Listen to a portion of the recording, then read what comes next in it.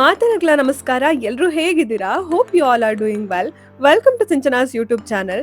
ನೀವಿನ್ನು ನನ್ನ ಚಾನಲ್ನ ಸಬ್ಸ್ಕ್ರೈಬ್ ಆಗಿಲ್ಲ ಅಂದ್ರೆ please do share, like, subscribe and ಮರಿದೆ ಬೆಲ್ ಬಟನ್ ಐಕಾನ್ ಮೇಲೆ ಕ್ಲಿಕ್ ಮಾಡಿ.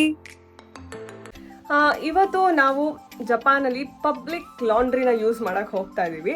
ಸೊ ಏನಿದು ಪಬ್ಲಿಕ್ ಲಾಂಡ್ರಿ ಅಂತ ಹೇಳಿದರೆ, ಜಪಾನಲ್ಲಿ ಈ ದೊಡ್ಡ ದೊಡ್ಡ ಬೆಡ್ಶೀಟ್ ಕರ್ಟನ್ಸ್ನೆಲ್ಲ ಮನೇಲಿ ವಾಶ್ ಮಾಡಲ್ಲ. ಎಲ್ಲರೂ ಪಬ್ಲಿಕ್ ಲಾಂಡ್ರಿಲಿ ಹೋಗಿ ವಾಶ್ ಮಾಡಿ ಡ್ರೈ ಮಾಡಿ ಮನೆಗೆ ತೊಗೊಂಬರ್ತಾರೆ. ಸೊ ಅದಕ್ಕೆ ಇವತ್ತು ನಾವು ಕೂಡ ಬಂದು 1 ಮಂತ್ ಆಯಿತು ನಮ್ಮ ಬೆಡ್ಶೀಟೆಲ್ಲ ಒಂದ್ಸರಿ ವಾಶ್ ಮಾಡೋಣ ಅಂತ ಹೇಳಿ ತೊಗೊಂಡು ಹೋಗ್ತಾ ಇದೀವಿ. ನಾವು ಫಸ್ಟ್ ಟೈಮ್ ಯೂಸ್ ಮಾಡ್ತಾ ಇರೋದು. ಸೊ ಹೇಗಿರುತ್ತೆ ಏನು ಅಂತ ನಮಗೂ ಗೊತ್ತಿಲ್ಲ. ಸೊ ದುಡ್ಡು ಪೇ ಮಾಡಿ ಅಲ್ಲಿ ವಾಶ್ ಮಾಡೋದು. ಸೊ ಬನ್ನಿ, ನಮಗೂ ಒಂದು ಎಕ್ಸ್ಪೀರಿಯನ್ಸ್ ಆಗುತ್ತೆ ಅಂತ ಹೋಗ್ತಾ ಇದ್ದೀವಿ. ನಿಮ್ಮನ್ನು ಕರ್ಕೊಂಡು ಹೋಗ್ತೀವಿ. ಕೆಲಸ ಮಾಡದೇ ಹೌದೌದಪ್ಪ, ಇವಾಗ ಬರ್ತಾನಲ್ಲ ಹಚ್ಕೊಂಡ ನಾನು ಮನೇಲಿ ಮಾಡಿಡ್ಬೇಕೆಲ್ಲ. ಹೌದಾ, ಹೇಳ್ತಾ ನೋಡಂಗೆ ಎಲ್ಲರೂ ಮನೆಯಲ್ಲೂ ಮಾಡೋದು. ಏನ ಅನ್ನ ಸಾರೆಲ್ಲ ಮಾಡ್ತಾರೆ. ಇವಾಗ ಜನರೇಷನ್ ಚೇಂಜ್ ಆಗಿದೆ. ಇವಾಗಿನ ಹುಡುಗರು ಎಷ್ಟು ಹೆಲ್ಪ್ ಮಾಡ್ತಾರೆ ಹುಡುಗಿರಿಗೆ. ಹೌದಾ, ರಕ್ಷಿತಿಗೆ ಪಾಪ ಉಡುಪಿಯಲ್ಲಿ ಕಾರ್ ಓಡಿಸಿ ಜಪಾನಿಗೆ ಬಂದು ಸೈಕಲ್ ಓಡಿಸೋದಾಗಿದೆ. ಹೆಂಗೆ ಅನ್ನಿಸ್ತಿದ್ಯೋ ಡಿಫ್ರೆನ್ಸು? ಏನಿಲ್ಲ, ಪೆಟ್ರೋಲಿಗೆ ಹಾಕಿಲ್ಲ, ಮತ್ತೇನು ಡಿಫರೆನ್ಸ್ ಕುಳ್ಕೊಂಡು ಹೋಗ್ಬೇಕಲ್ಲ. ಏನಿಲ್ಲ, ಬಟ್ ರೋಡಲ್ಲಿ ಚೆಂದ ಉಂಟಲ್ಲ. ಅವನು ಹೇಳ್ತಾನೆ, ಸೈಕಲ್ ಓಡಿಸ್ತಿದ್ದೆ, ಅಲ್ಲ ಸರಿ ಕಾರ್ ಓಡಿಸ್ತಿದ್ದೆ, ಸೈಕಲಿಗೆ ತಂದು ಕೂರಿಸ್ಬಿಟ್ರಲ್ಲ ನನಗೆ ಅಂತೆ. ನಾನು ಹೇಳಿದ್ದು ನಾ ಬಂದು ಕುತ್ಕೋ ಅಂತ. ಪ್ರತಿ ಏರಿಯಾದಲ್ಲೂ ಗಲ್ಲಿಲೂ ಈ ಥರ ನಿಮಗೆ ಪಬ್ಲಿಕ್ ಲಾಂಡ್ರಿ ನೋಡೋಕ್ಕೆ ಸಿಗುತ್ತೆ. ಸೊ ಯಾವಾಗ ಬೇಕಾದರೂ ಹೋಗ್ಬೋದು. ಬೆಳಗಿಂದ ರಾತ್ರಿ ತನಕನೂ ಓಪನ್ ಇರುತ್ತೆ. ಇಲ್ಲಿ ಒಳಗಡೆ ಹೋದ್ರಂತೂ ಒಂದು ಸೈಡ್ ಫುಲ್ಲು ಡ್ರೈಯರು, ಇನ್ನೊಂದು ಸೈಡ್ ಫುಲ್ಲು ವಾಷರು, ತುಂಬಾ ಮಷಿನ್ಸ್ಗಳಿರುತ್ತೆ. ತುಂಬ ಜನ ಬಂದು ಎಟ್ ಎ ಟೈಮ್ ಇಲ್ಲಿ ವಾಶ್ ಮಾಡಿ ಡ್ರೈ ಮಾಡಿ ತೊಗೊಂಡು ಹೋಗ್ಬೋದು. ಎಷ್ಟು ದೊಡ್ಡದಿದೆ ಅಂದರೆ ಏನೇನೋ ಇದೆ. ಸುಮಾರು ಮಷಿನ್ಸ್ ಇದೆ. ಡ್ರೈಯರ್ ಇದೆ. ನಮ್ಗದೀಗ ಎಲ್ಲ ಇಂಗ್ಲೀಷಲ್ಲಿಲ್ಲ, ಎಲ್ಲ ಜಪಾನೀಸಲ್ಲೇ ಇದೆ. ಅದೆಲ್ಲ ಈಗ ಟ್ರಾನ್ಸ್ಲೇಟ್ ಮಾಡಿ ಯಾವುದು ಅಂತ ನೋಡಿಕೊಂಡು ಅದಕ್ಕೆ ಬೆಡ್ಶೀಟ್ ಹಾಕಬೇಕು. ಗುರುವೇ, ಜಪಾನೀಸ್ ಮಾತಾಡೋಕ್ಕೆ ಮಾತ್ರ ಅಲ್ಲ, ಆಲ್ಮೋಸ್ಟ್ ನಾವು ಓದೋಕ್ಕೂ ತಿಳ್ಕೊಂಡಿರ್ಬೇಕು. ಬಿಕಾಸ್ ಇಲ್ಲೆಲ್ಲ ನೋಡಿ, ನೀವು ಯಾವುದು ಇಂಗ್ಲೀಷಲ್ಲಿ ಯಾವುದು ಬರ್ದಿರಲ್ಲ. ಕೆಲವೊಂದು ಪಬ್ಲಿಕ್ ಪ್ಲೇಸಲ್ಲಿ ಮಾತ್ರ ಇಂಗ್ಲೀಷಲ್ಲಿ ನಿಮಗೆ ಕೊಟ್ಟಿರ್ತಾರೆ. ಇಲ್ಲ ಅಂದರೆ ಎಲ್ಲ ಜಪಾನೀಸಲ್ಲೇ ಇರುತ್ತೆ. ಟ್ರಾನ್ಸ್ಲೇಟ್ ಎಲ್ಲ ಮಾಡಿ ನಾವು ಬಟ್ಟೆ ಹಾಕಿ ಮಷಿನ್ ಕ್ಲೋಸ್ ಮಾಡಿ ನಾವು ದುಡ್ಡು ಹಾಕಬೇಕು. ವಾಶ್ ಮಾಡೋದಕ್ಕೆ 300 ಅಮೌಂಟ್ ಪೇ ಮಾಡಿದ ಕೂಡಲೇ ಮಷಿನ್ ಸ್ಟಾರ್ಟ್ ಆಗಿ ಹೋಗ್ಬಿಡುತ್ತೆ. ನಾವೇನು ಮತ್ತೆ ಒತ್ತೋ ಅವಶ್ಯಕತೆ ಇರಲ್ಲ. ಸೊ ಅದೇ ಡಿಟರ್ಜೆಂಟ್ ಎಲ್ಲ ಹಾಕೊಂಡು ಅದು ಪ್ರೊಸೀಜರ್ಸ್ನ ತೋರಿಸುತ್ತೆ. ಒಟ್ಟು 6 ಲೆವೆಲ್. ಲಾಸ್ಟ್ ಲೆವೆಲ್ ಕಂಪ್ಲೀಟ್ ಆದ್ಮೇಲೆ ನಮಗೆ ಸಿಗ್ನಲ್ ಕೊಡುತ್ತೆ. ಆವಾಗ ಮಷಿನ್ ಅನ್ಲಾಕ್ ಆದ್ಮೇಲೆ ನಾವು ಬಟ್ಟೆ ಎಲ್ಲ ತಕೊಬೇಕು. ಯಾಕೆ ಇಲ್ಲಿನ ಜನ ಈ ಥರ ಪಬ್ಲಿಕ್ ಲಾಂಡ್ರೀಸ್ನೆಲ್ಲ ಜಾಸ್ತಿ ಯೂಸ್ ಮಾಡ್ತಾರೆ ಅಂದರೆ, ಒಂದು ಇಲ್ಲಿ ಅಪಾರ್ಟ್ಮೆಂಟ್ ಎಲ್ಲ ಏನಿದೆ ಸಣ್ಣದಾಗಿರುತ್ತೆ. ಆಲ್ಮೋಸ್ಟ್ ಇವ್ರ ಮನೆಯೆಲ್ಲ ಸ್ವಲ್ಪ ಸಣ್ಣದಾಗಿರುತ್ತೆ. 1 RK ಥರ. ಸೊ ಹಾಗಾಗಿ ಅಂದರೆ 1 BHK ಅದೆಲ್ಲ ಇರುತ್ತೆ. 2 BHK ಎಲ್ಲ ಸ್ಟುಡಿಯೋ ಅಪಾರ್ಟ್ಮೆಂಟ್ಸ್ ಥರ ಸ್ವಲ್ಪ ಸ್ಪೇಸ್ ಕಮ್ಮಿ. ಸೊ ಹಾಗಾಗಿ ಈ ಥರ ದೊಡ್ಡ ಏನು ಬೆಡ್ಶೀಟು ಅದನ್ನೆಲ್ಲ ಇವರು ಒಣಗ್ಸೋಕ್ಕೂ ಅವರಿಗೆ ಜಾಗ ಎಲ್ಲ ಸಾಕಾಗಲ್ಲ.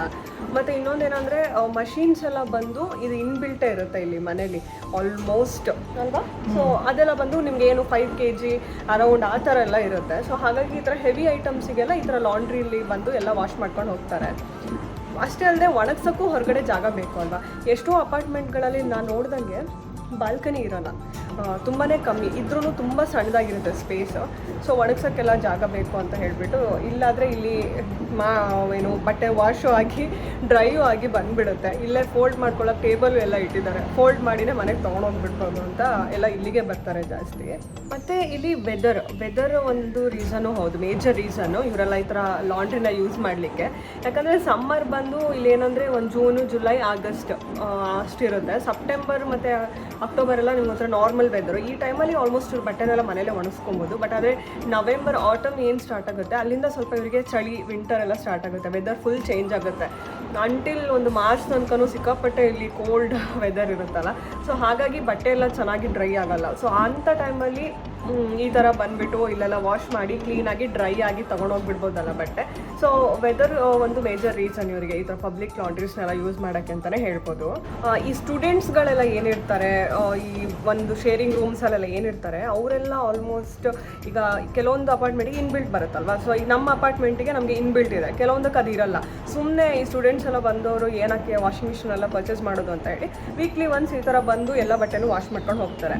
ಏನು ಇಲ್ಲೇ ಇರೋ ಜನರೆಲ್ಲ ಏನು ಆಲ್ಮೋಸ್ಟ್ ಆಲ್ಮೋಸ್ಟ್ ಖಾಲಿ ಈ ಥರ ಬೆಡ್ಶೀಟ್ಸು ಜಾಕೆಟ್ಸ್ಗಳು ಹೆವಿ ಕ್ಲಾತ್ಸ್ ಏನಿರುತ್ತೆ ಅದನ್ನೆಲ್ಲ ಬಂದು ಇಲ್ಲಿ ವಾಶ್ ಮಾಡಿ ಡ್ರೈ ಮಾಡಿ ತೊಗೊಂಡು ಹೋಗ್ತಾರೆ. ಬಿಕಾಸ್ ಇಂಥ ಐಟಮ್ ಎಲ್ಲ ಡ್ರೈ ಆಗೋಕ್ಕೂ ಸ್ವಲ್ಪ ಟೈಮ್ ಹಿಡಿಯುತ್ತಲ್ವ, ಸೊ ಅದು ಒನ್ ಆಫ್ ದ ರೀಸನ್ ಇದಕ್ಕೆಲ್ಲ. ಅಷ್ಟೇ ಅಂದರೆ ಇಲ್ಲಿ ಟೈಮ್ ಸೇವರ್ ಕೂಡ ಹೌದು. 37 ಮಿನಿಟ್ಸಲ್ಲಿ ಆಲ್ಮೋಸ್ಟ್ ನಮ್ದು 2 ಬೆಡ್ಶೀಟ್ ಕೂಡ ಕ್ಲೀನಾಗಿ ವಾಶ್ ಆಗುತ್ತೆ. ಇನ್ನು ಡ್ರೈಯರ್ 1 hour ಒಳಗಡೆ ಎಲ್ಲ ಕೆಲಸನೂ ಮುಗ್ದೋಗ್ಬಿಡುತ್ತೆ. ಮನೇಲಾದರೆ ಸ್ವಲ್ಪ ಡಿಲೇ ಆಗ್ಬೋದು. ಈ ಥರ ಅಂದರೆ ಬಟ್ಟೆ ವೆಯ್ಟ್ ಜಾಸ್ತಿ ಆದಂಗೂ ಕ್ಲೀನ್ ಆಗೋದು ಲೇಟ್ ಅಲ್ವಾ. ಸೊ ಇಲ್ಲಾದರೆ ಕ್ವಿಕ್ಕಾಗಿ ಆಗೋಗುತ್ತೆ, ಟೈಮ್ ಸೇವರ್ ಕೂಡ ಹೌದು. ಯಾಕಂದರೆ ಇಲ್ಲಿನ ಜನ ತುಂಬ ಒಂಥರ ಟೈಮಿಗೆ ಇಂಪಾರ್ಟೆನ್ಸ್ ಕೊಡ್ತಾರೆ, ಅದು ಒನ್ ಆಫ್ ದ ರೀಸನ್. ನಾವು ಸುಮ್ಮನೆ ಕುತ್ಕೊಂಡು ನೋಡೋದಷ್ಟೇ, ಆ ಮಷೀನೇ ನೀರು ಹಾಕೊಳ್ಳುತ್ತೆ, ಡಿಟರ್ಜೆಂಟ್ ಎಲ್ಲ ಅದೇ ಹಾಕೊಳ್ಳುತ್ತೆ. ನಾವು ಹಾರ್ಡ್ ವಾಶ್ ಕೊಟ್ಟರೆ 2-3 ಸಲ ವಾಶ್ ಆಗುತ್ತೆ ಗೊತ್ತಾ.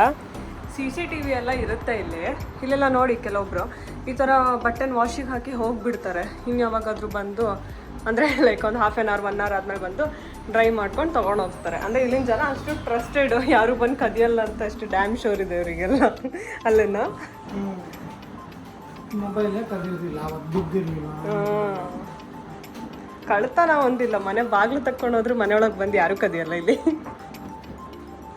ಇಲ್ಲೆಲ್ಲ ನೋಡಿ ಯಾರೋ ಇಟ್ಟೆಲ್ಲ ಹೋಗಿದ್ದಾರೆ ಆ್ಯಕ್ಚುಲಿ. ವಾಶ್ ಆದಮೇಲೆ ಡ್ರೈ ಮಾಡಲಿಕ್ಕೆ 100 ಪೇ ಮಾಡಬೇಕು. ಇಲ್ಲೂ ಅಷ್ಟು ಅಮೌಂಟ್ ಹಾಕಿದ ತಕ್ಷಣ ಆಟೋಮೆಟಿಕ್ ಡ್ರೈ ಆಗುತ್ತೆ. ಒಂದ್ಸಲಿ 10 minutes ಏನೋ ತಗೊಳುತ್ತೆ ಡ್ರೈ ಆಗಲಿಕ್ಕೆ. ಸೊ ಅದರಲ್ಲಿ ಡ್ರೈ ಆಗಿಲ್ಲ ಅಂದರೆ ಇನ್ನೊಂದ್ಸಲಿ ಮಾಡ್ಕೊಳ್ಬೋದು.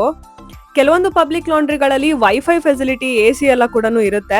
ಯಾಕಂದರೆ 1 ಗಂಟೆ ಬಂದು ಕುತ್ಕೊಳ್ತಾರಲ್ಲ, ಸೊ ಹಾಗಾಗಿ ವೈಫೈ ಎಲ್ಲ ಯೂಸ್ ಮಾಡ್ಕೊಳ್ಳಿ ಅಂತ ಹೇಳಿ ಕೊಡ್ತಾರೆ. ಬಟ್ ಆದರೆ ನಮ್ಮನೆ ಹತ್ರ ಇದ್ದಿದ್ದು ಪಬ್ಲಿಕ್ ಲಾಂಡ್ರಿಲಿ ಅದೆಲ್ಲ ಫೆಸಿಲಿಟೀಸ್ ಇರಲಿಲ್ಲ.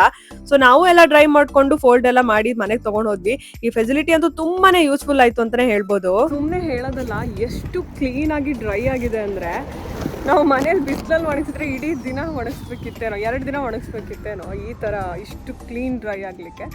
ಅಷ್ಟು ಕ್ಲೀನಾಗಿ ಡ್ರೈ ಆಗಿದೆ ಮಾತ್ರ. ಬೆಸ್ಟ್ ಆಪ್ಷನ್ ಇದು ಜಪಾನಲ್ಲಿ. ಸೊ ಇದು ಇವತ್ತಿನ ವಿಡಿಯೋ. ಹೋಪ್ ನಿಮ್ಗೆಲ್ರಿಗೂ ವಿಡಿಯೋಸ್ ಇಷ್ಟ ಆಗ್ತಿದೆ ಅಂತ ಅನ್ಕೊಳ್ತೀನಿ. ಇಷ್ಟ ಆದರೆ please do share, like, subscribe and ಮರೀದ ಬೆಲ್ ಬಟನ್ ಐಕಾನ್ ಮೇಲೆ ಕ್ಲಿಕ್ ಮಾಡಿ. ಮುಂದಿನ ವಿಡಿಯೋದೊಂದಿಗೆ ಮತ್ತೆ ಸಿಗ್ತೀನಿ. ಅಲ್ಲಿ ತನಕ ಟಾಟಾ, ಬಾಯ್ ಬಾಯ್.